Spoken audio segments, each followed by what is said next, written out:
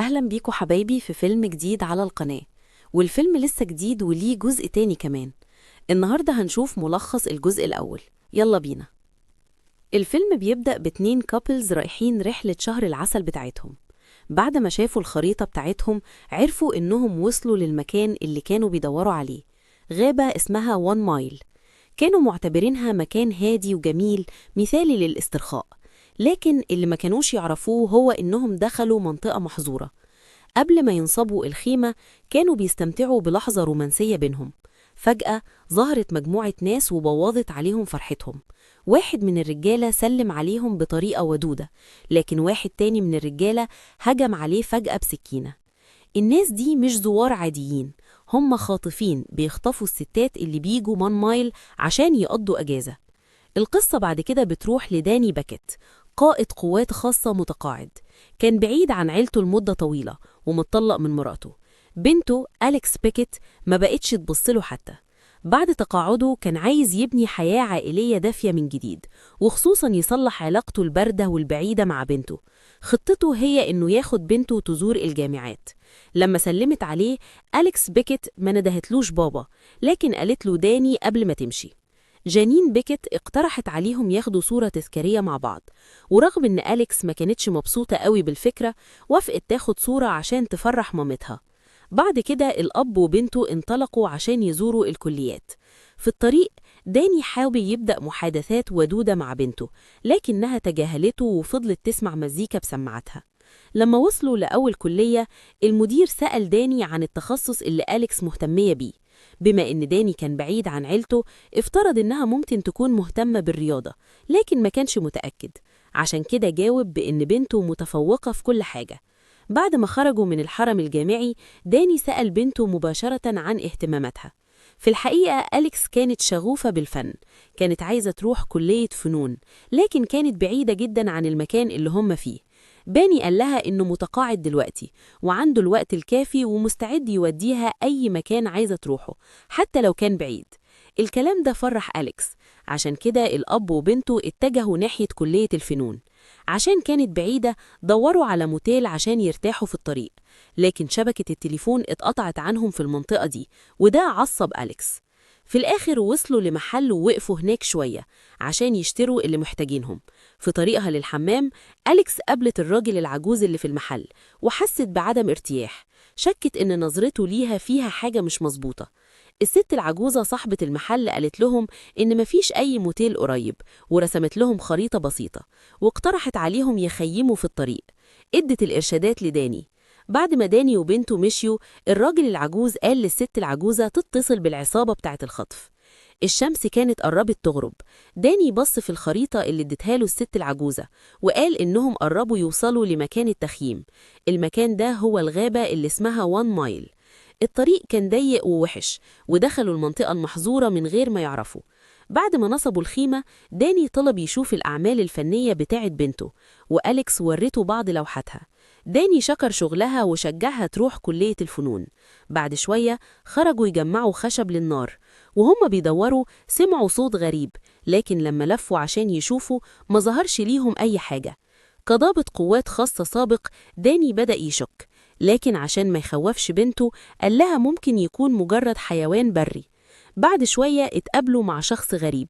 داني قال بأدب إنهم مش قاصدين يزعجوهم في الصيد بتاعهم، وإنهم راجعين للمخيم بتاعهم، لكن 2 غرباء بدأوا يمشوا وراهم.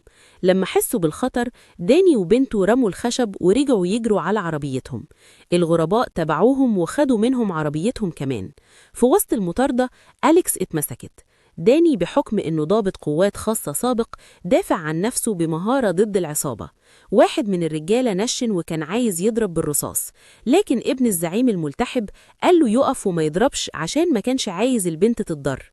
الراجل الملتحب ستانلي ديكسون هو زعيم المجموعة. داني وبنته استخبوا تحت شجرة كبيرة واقعة. أليكس شافت جثة وكانت عايزة تصرخ، لكن داني بسرعة سد ليها بقها عشان الأعداء ما يسمعوهمش.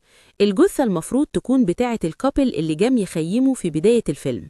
بما إن العصابة ما قدروش يلاقوا داني وأليكس رجعوا للمخيم بتاعهم. داني وبنته كملوا طريقهم لجوه الغابة وصادفوا بيت. على أمل يلاقوا أي سلاح قربوا منه بحذر، لكن صوت نباح الكلب بلغ المجموعة وجم يجروا عشان يهجموا على داني. أليكس استخبت تحت العربية، لكن في الآخر اتمسكت. لما كان داني بيتخانق، واحد من الرجالة مسك أليكس وحاول ياخدها معاه. هي دفعت عن نفسها وخنقته من رقبته. قدروا يهربوا مرة تانية وكملوا جري. لما بيلاقوا مكان فيه صخور بيقرروا يرتاحوا هناك الليلة دي. ميو في الآخر بيروح في النوم، لكن داني بيفضل صاحي طول الليل بيراقب وبيحمي بنته. الصبح ستانلي ديكسون بنفسه بيوصل وبيمسك أليكس وداني. داني بيتخبط في راسه وبيفقد الوعي.